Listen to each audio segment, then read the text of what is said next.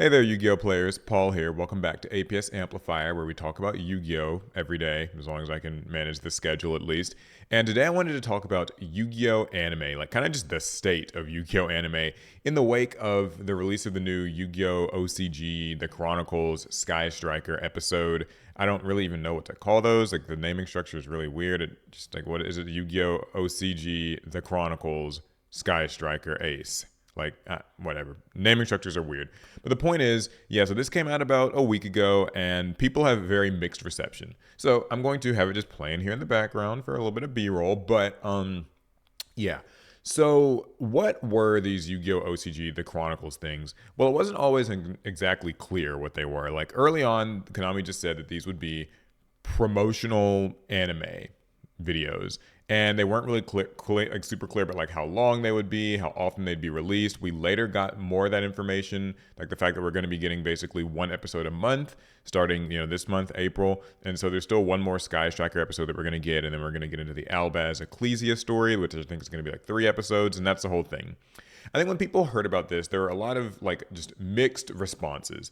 Some people thought that this was going to be like a full-fledged new Yu-Gi-Oh anime, right? With like 20-minute long episodes, and we were going to get like just full, voice acted, world built, character driven stories that kind of tell you from start to finish, here's what happened with Sky Striker Ace Ray, or here's what happened with Albaz and Ecclesia, or Six Samurai, or whatever other archetype, right? Mermails and Atlanteans versus Fire Kings, for instance, because that's sort of what we saw in that early montage of these things. However, when they said just promotional anime, I always kind of thought more along the lines of like a Pokemon Generations, like Pokemon Origins. Like, you guys remember basically when Pokemon, whenever there's like a new generation, they'll kind of do like short episodes released maybe every month or so. I think the most recent one being like Paldean Winds. Yeah, those are usually shorter. They're usually somewhere between about like 5 and 10 minutes, and they are still like voice acted and stuff, but they're maybe not presented in quite the same way as a regular anime. A regular anime being like weekly releases, 20-minute episodes, and all that. Um, so we weren't really sure like what we were gonna get, and now that that first episode is out, I have to say that it seems like people are kind of disappointed because this wasn't very long. It was exactly 4 minutes, or like 3 minutes and 59, 3 minutes, 59, yeah, 3 minutes 59 seconds of animation, and that's including like the title card and everything, and it just doesn't really have a lot to show and a lot to say. So, Ray says a few cool lines. She says engage, awesome. She uses afterburners and like transforms into Kagari to defeat Zeke in this fight. But what's sort of weird about this is that these are sort of similar to sequences that we actually already saw in Yu-Gi-Oh! Master Duel a few months back when they released them as part of like the Sky Striker solo campaign. And so that was sort of weird because like it showed different sequences and even a different fight against the same antagonist in a different area. And it also seemed better animated, but like, so that's sort of strange, and it's not really clear how these two things link together. Like, I remember I saw on Twitter that one of the animators who worked on this revealed that they revealed that like basically this is sort of an alternate retelling of the fight and the ending and the conclusion, which is strange. Also, this is like an episode 1, so why are we literally seeing basically the climax of all of this? And then it's even stranger because there's actually an existing Sky Striker manga that kind of is telling like a totally different, not a totally different, but like a different world and story. And I thought that was what we were going to be getting adapted. But so far, all in all, I think that what we're really seeing here is that these truly are just very short promotional videos that I'm not even sure like what their exact intended purpose is. Like, I guess it's supposed to get you interested in trying out Yu-Gi-Oh! Master Duel, or like interested in, maybe just get it collecting the cards, although it doesn't really explicitly tell you what the cards are. But I guess like there's this cool scenes that show like this is the art from like the alt art Engage, or this is the art from Widow Anchor or something, and it's being shown and she said it. So I'm not really sure what to make of all of that, but either way, cool. It looks great. It's a neat treat. But where's the like actual Yu-Gi-Oh anime, right? Like, what are we going to get sort of a sequel to something like Arc 5, Vrains, even Yu-Gi-Oh 7s and Go Rush? Go Rush didn't even get a second season as far as I'm aware. So right now we're just without a Yu-Gi-Oh anime, and I think that's like a real problem because when there's an actively running Yu-Gi-Oh anime, I feel like it's kind of a great way to galvanize Yu-Gi-Oh fans and kind of retain more casual interest. without a Yu-Gi-Oh anime going, it kind of feels like the only people who care about Yu-Gi-Oh are just the existing kind of more mid-core to hardcore like level players, and there's nothing to be like, oh cool, like a new Goki card, a new Altergeist card, a new Trickstar that like kind of fits with what's going on in the show, because there just isn't really a show. So we are simply repeating support for old cards in the TCG, like, you know, Raid Raptor support, Ancient Gear support, like, you know, Shining Sarcophagus. That's cool, don't get me wrong. Like, I like getting legacy support for things, but I think it actually works better when there's an actively running anime with like new mechanics, new stories, new just cards and stuff to be revealed. Because I think that for like younger crowds or more casual crowds, that becomes sort of a gateway product, like a gateway. Watching anime is like a gateway into playing the game, and without that, it just doesn't feel like there's as much exciting stuff going on, at least in my opinion.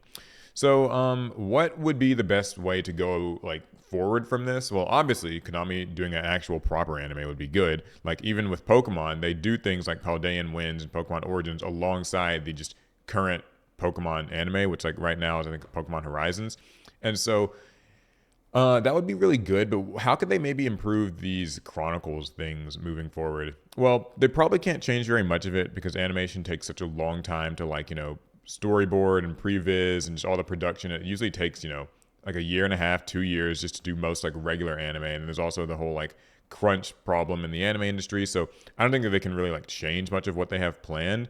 My guess is that what they're planning on doing is like seeing the reception perhaps to the Sky Striker anime and the reception to things like Albaz when that comes out. Like right now, for instance, the Sky Striker thing, I believe, has, yeah, like 483,000 views. So there was clearly a lot of excitement and interest going on like for this. Like people certainly wanted to watch it. So that's pretty good viewership, I would say, within just like 4 or 5 days. But still, like, I don't know if that interest is going to really persist if like episode 2 is kind of just the same thing as this, where it's like kind of an out of context action scene without really much explanation. And I mean, also, I don't even think they're going to be dubbing these. Like, they haven't said anything like that suggests that. They're not even dubbing the Yu-Gi-Oh! GX remaster, so I certainly doubt that they will dub this. As easy as it would be, there's only like 5 sentences. So, yeah, I'm not really sure. I just think the state of Yu-Gi-Oh! Anime is a little bit weird right now. We really need just an announcement of an actual new thing. We've had a couple of jump fests go by without really any news of a new Yu-Gi-Oh! Anime, and that worries me. Not because I think it's, again, not a like Yu-Gi-Oh's dead, Yu-Gi-Oh's dying thing, but I think like something's got to give, right? I'm not even sure that there's enough Yu-Gi-Oh lore to give like full on 20-minute, 12 episode sort of seasons of the Diabell Star story. Like I think it'd be cool and it's probably possible, but I don't think that they maybe even have that much like, you know, detail in mind for the story for that. But if that's the case, like what do you guys think? What's the next best thing? Like, what was the best path forward? Do you want a sequel to like another sort of Rush Duel style anime, like, you know, Sevens Go Rush? Do we need like a third one of that? Do you just want an eighth, or what would it be? Because Vrains was sixth, so like an actual just seventh Yu-Gi-Oh mainline anime.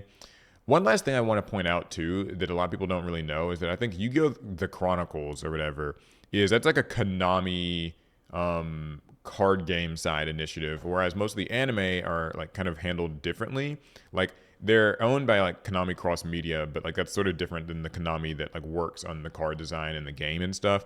And the studios like Studio Gallop and I think Studio Bridge does the Go Rush and Sevens anime.